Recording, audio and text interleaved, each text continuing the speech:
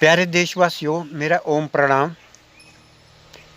हमारा जीवन एक ईश्वर का दिया हुआ प्रसाद है। हमें ईश्वर के प्रति समर्पण भाव होना चाहिए। जीवन में धर्म और ईश्वर के प्रति समर्पण भाव होना अति आवश्यक है।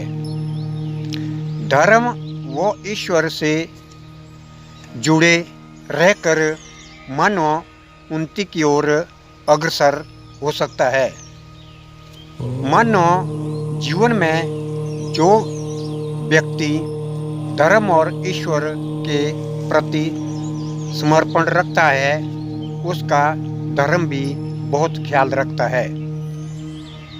संतों की वाणी सुनने से मानव के जीवन में और मानव के जीवन से खोट निकल जाता है। संत जो भी कहते हैं मानव के कल्याण के लिए कहते हैं। नदी, तालाब और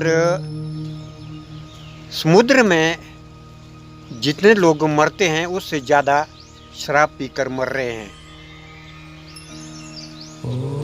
जन्म से लेकर शादी तक जितने भी हर कार्यों में पार्टियां मनाई जाती है, इन सब पार्टी में खुशियों के लिए सिर्फ शराब पिलाई जाती है। बाकी चाहे 56 भोग बनाए जाते हैं, उन भोगों की कोई इज्जत नहीं करते। यह हम मानव जाति के लिए बहुत शर्म की बात है।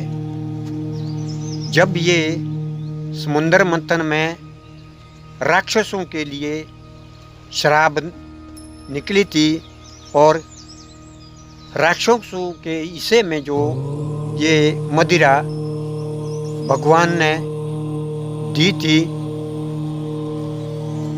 तो फिर भी मानव इतना अहंकारी बना हुआ है, सदा दूसरे का हिस्सा खाने को लालची बना हुआ है, जिसके कारण वो इंसान अपनी जान की कुर्बानियां दे रहे हैं। ये सबसे बुरा कर्म है। प्यारे मानव जातियों, शराब जैसी बुराइयों से सदा दूर रहिए। इन बुराइयों से बचिए, तभी हमारा जीवन और हमारा परिवार सुखी रह सकता है। सत्संग में बैठना, योग कक्षा में जाना इस जीवन के हितकारी है। प्यासा अगर कुएं के पास जाएगा तो बड़ी बात नहीं।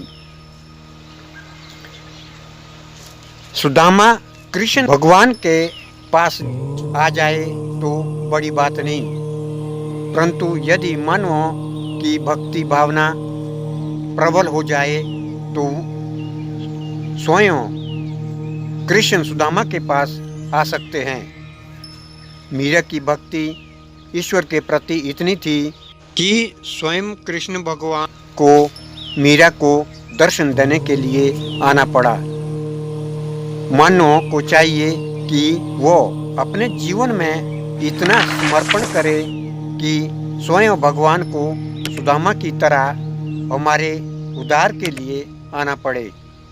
ऐसी सोच और ऐसी भक्ति हमें करनी चाहिए, तभी हम और हमारे परिवार का कल्याण हो सकता है और हर घर में सुख शांति होती है।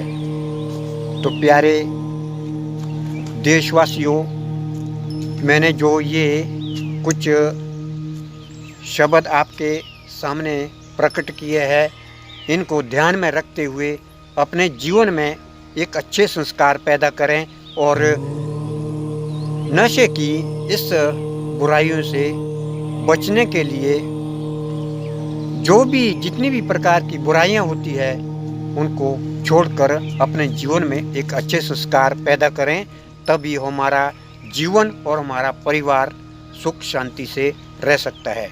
धन्यवाद। ओम।